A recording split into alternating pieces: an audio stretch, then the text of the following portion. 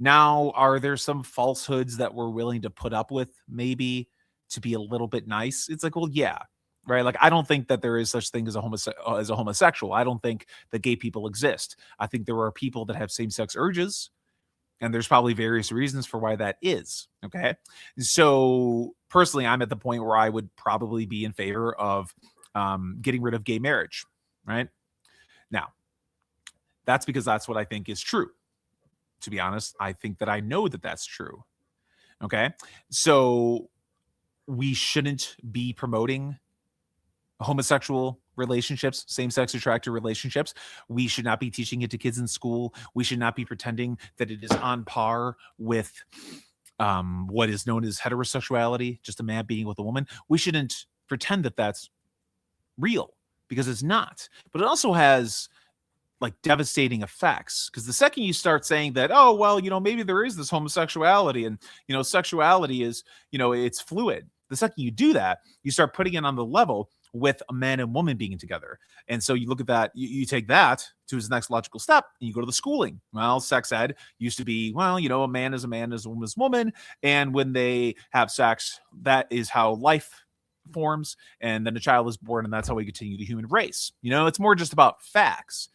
But if you say that homosexuality or same-sex attraction is on par with a man and a woman being designed and meant for each other, it is a very short hop and a skip to, well, then we should probably teach same-sex attraction in schools.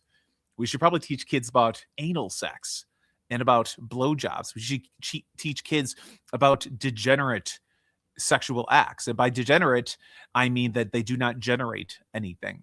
There's no child that comes from it. So I want it out of the schools. Now, what about movies? Look at movies. Okay, do we portray same-sex attracted people in a positive light in a movie? I think that someone can just be portrayed in a movie as that they have same-sex attraction, but should we portray it as if it is some sort of like extremely valid identity? I don't think so. Like, I don't think that person should be their entire personality and identity be defined around this concept of homosexuality that I don't actually believe there's any essence to. I was actually talking to my priest, and he said that, the church's answer to this is a life of monasticism for men who have same-sex urges, same-sex attractions, and that they could go into a life of monasticism and find meaning through that, and actually become closer to God and deny their sinful urges. And to a liberal, that's just going to sound like bigotry and hatred. But to me, that's actually kind of beautiful, because we're not solely defining a person by these sort of degenerate same-sex urges, and we're actually bringing them closer to God and giving them a better purpose in life. To me, like, that is the sort of like, that's how society should handle these things. Like, gay people that think they're gay should not be harmed. Really, they should not be harmed. But also, I don't think that we should celebrate it based on just purely truth, and also by the downstream effects of what happens when we do pretend that it's real and when we do celebrate it. I mean, for God's sake, we have an entire month dedicated to it, where naked men parade around. You have stupid liberal women bringing their children to these things. And some of these events even have men peeing into each other's mouth dressed up like dogs in pools.